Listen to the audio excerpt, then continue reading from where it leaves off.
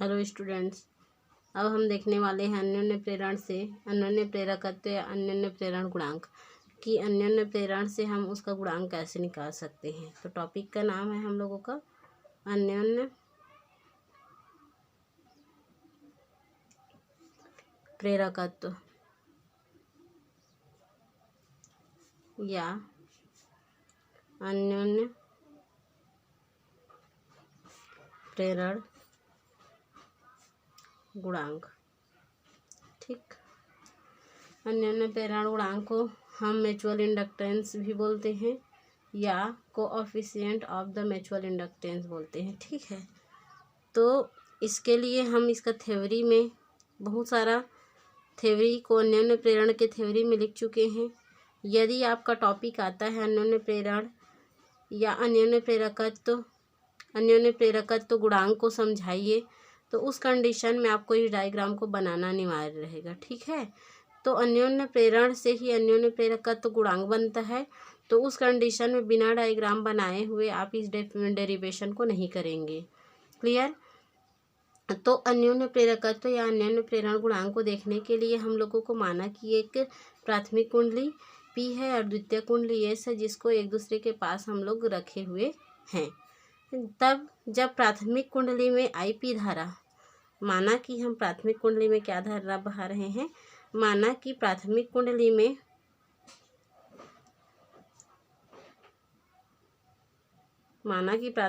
में IP धारा बहाई जाती है। I धारा हो गई, P मतलब प्राइमरी। जब हम प्राइमरी कुंडली में I धारा प्रवाहित करते हैं तब द्वितीयक कुंडली में, द्वितीयक मतलब सेकेंडरी, द्वितीयक कुंडली में बद्ध चुंबकीय फ्लक्स फाई है ना, बद्ध चुंबकीय फ्लक्स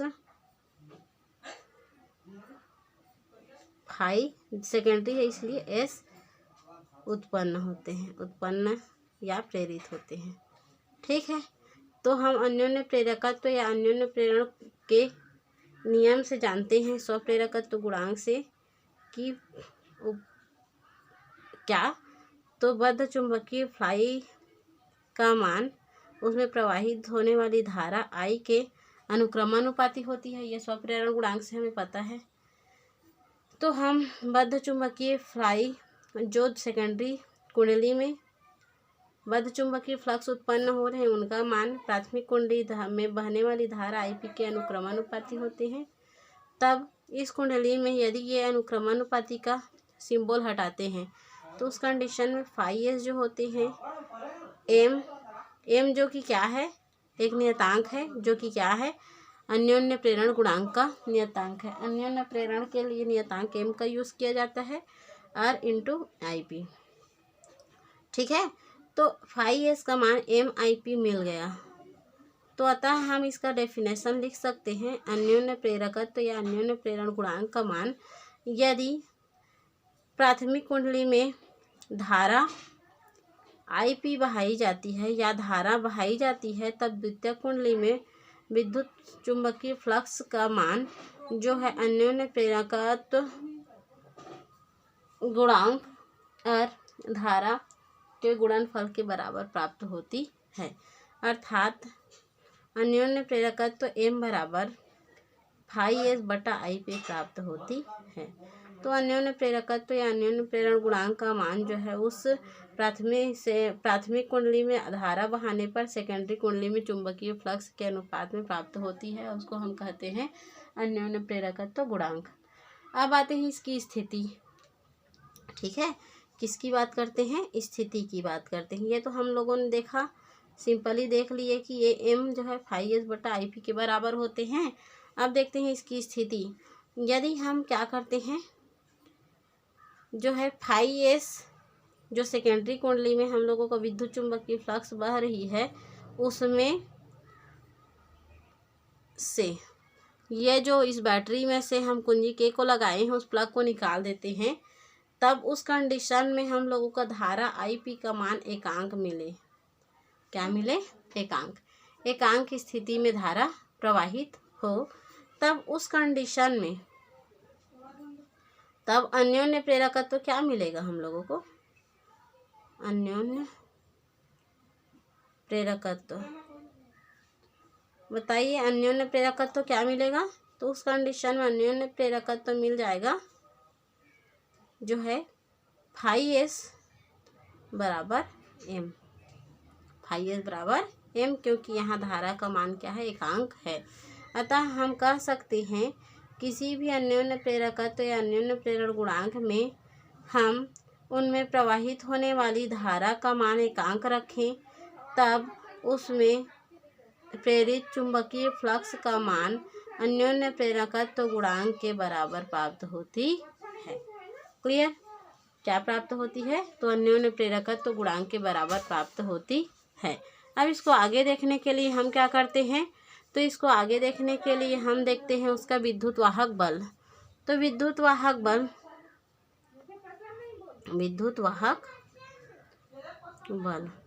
अभी हमने देखा है बद्ध चुंबकीय फ्लक्स का मान। अब हम देख रहे हैं उस पर विद्युत वाहक बल। किस पर विद्युत वाहक बल? तो अन्योन्य प्रेरकत्व का।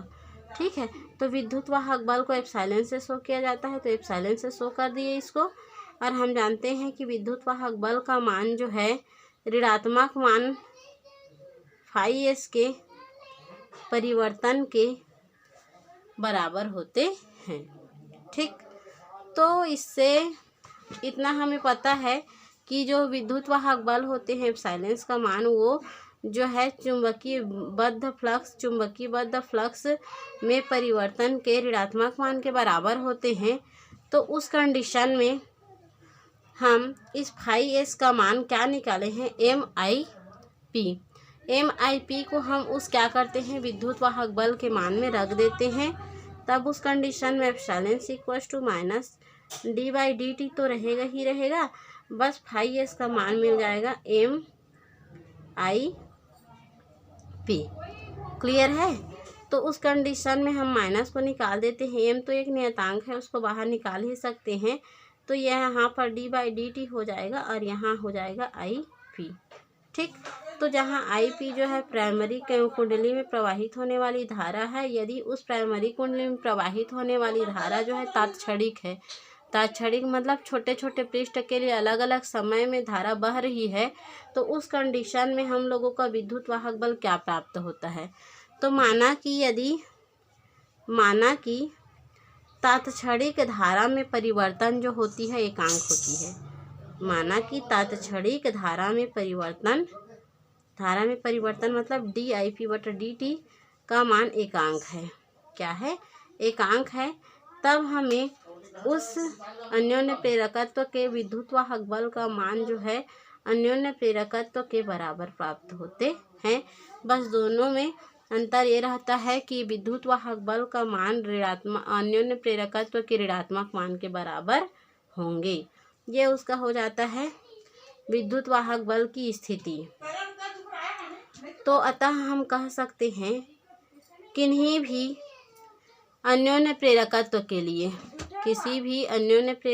के लिए यदि उसमें जो प्राथमिक कुंडली में धारा बहाई जाती है, तो बद्ध चुंबकीय फ्लक्स के मान में परिवर्तन से उसका विद्युत वाहक बल के धारा में परिवर्तन एकांक हो, तब प्रवाहित होने वाली विद्युत वाहक बल या प्रेरित विद्युत वाहक बल का मान जो है अन्योन्य प्रेरकत्व के ऋणात्मक मान के बराबर प्राप्त होते हैं। अब आते हैं इनके मात्रक की बात। किसकी बात करते हैं? मात्रक की बात करते हैं। तो एसआई पद्धति में अन्योन्य प्रेरकत्व की मात्रक होती है हेनरी। किससे नोट किया जाता है इसको? हेनरी से। और इसे जो है एच से दर्शाते हैं। एच से इसको क्या किया जाता है? दर्शाया जाता है। तो हम जानते हैं इसका मात्रक निकालने के लिए एम बराबर क्या प्राप्त किए हैं? फाई एस बटा आई पी। जहाँ फाई एस क्या होता है?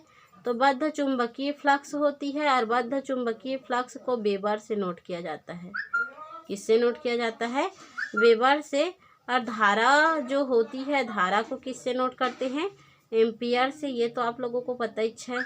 तो यदि हम जो है बद्ध चुंबकीय फ्लक्स का मान 1 वेबर रखते हैं तो उसमें 1 एम्पियर की धारा यदि हम किसी भी परिपथ में 1 एम्पियर की धारा बहाते हैं तो उसमें जो है 1 वेबर चुंबकीय फ्लक्स उत्पन्न होते हैं।